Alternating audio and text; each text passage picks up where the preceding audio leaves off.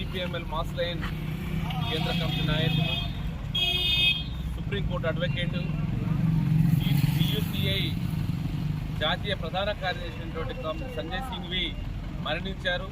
ఆ కామ్రేడ్ సంతాప సభని సిపిఎంఎల్ మాస్ లైన్ రాష్ట్ర కమిటీ, తెలంగాణ రాష్ట్ర కమిటీ ఆధ్వర్యంలో హైదరాబాద్లో నిర్వహించేటటువంటి సభకు నిజామాబాద్ జిల్లా కామారెడ్డి నిర్వహించి సిపిఎంఎల్ మాస్ లైన్ కార్యకర్తలు, నాయకులందరూ కూడా ఆ కామ్రేడ్కు నివాళులర్పించడానికి, సంతాప సభలో పాల్గొనడానికి బయలుదేరడం జరుగుతుంది.